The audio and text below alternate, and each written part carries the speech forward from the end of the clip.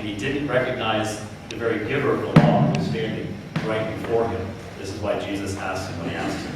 Mark chapter 13, verses 26 to 27. Here is the Mount of Transfiguration. The cloud overshadowed him, and a voice came out of the cloud, "This is my beloved Son, listen to him." And then they will see the Son of Man. That's chapter 9, verse 7. So here again, God speaking, refers to Jesus and says, "This is my beloved Son." Not just one son amongst many sons. Not just one son amongst many tons of sons. But this is my beloved Son. Listen to him. And then in chapter 13, verses 26 to 27. And then they will see the Son of Man coming in clouds with great power and glory. And then he will send out the angels and gather his elect from the four winds, from the ends of the earth and from the ends of the heaven. Do you hear what Jesus says? The elect people of God are whose? Well, they're God's, right? Jesus says, they're mine. I will gather my people. They are my elect. I will send the angels. Who sends the angels? Who has power over the angels? Isn't that God? Of course, Jesus says he has that power, and he gathers his elect people to himself.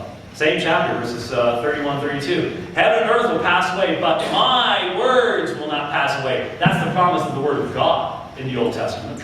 But concerning that day or that hour, no one knows, not even the angels in heaven or the Son, but only the Father. Oh, this text is all with you. See, he can't be God because he doesn't know. Well, that mean he can't be God because he didn't glow all the time and God's glorious? He laid aside the exercise of certain divine prerogatives so that he might fulfill his mission as Messiah to die and provide salvation. But notice, no Muslim actually believes Jesus could ever have said these words, because notice where Jesus puts himself.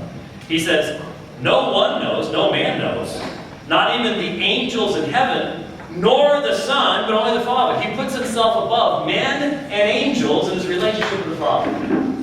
Can Amir Rasul do that? Can Amir Rasul do that? And if you've ever had a Muslim reading this text actually bring that fact out, I bet you have not. Look at the end here. At the trial of Jesus, but he remained silent and made no answer. Again, the high priest asked him, "Are you the Christ, the Son of the Blessed?" And Jesus said, "I am, and you will see the Son of Man seated at the right hand of power, and coming with the clouds of heaven."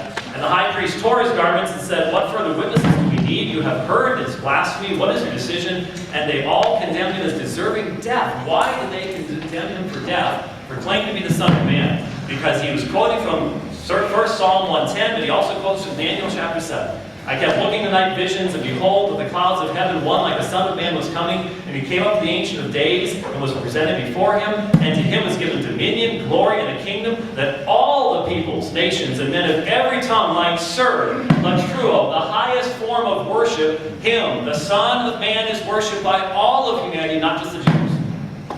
And that's why when Jesus quoted it, the Jews recognized it's blasphemy, it could never be applied to Amir Rasul, and therefore they convicted him of blasphemy. Were they wrong? Of course they were wrong. But that is why they did it. Now, you need to keep a sharp eye on that. You need to keep a sharp eye and do not be distracted.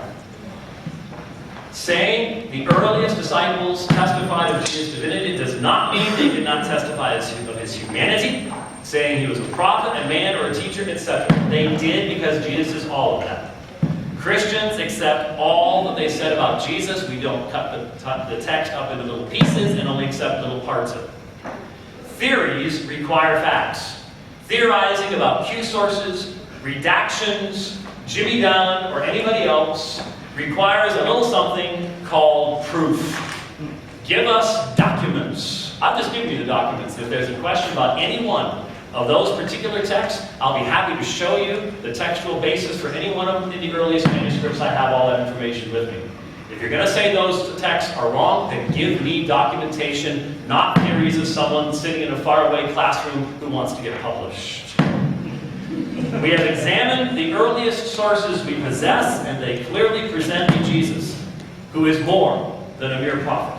So tonight, we have to consider this and ask ourselves the question: did those early followers of Jesus know something that maybe some of us don't?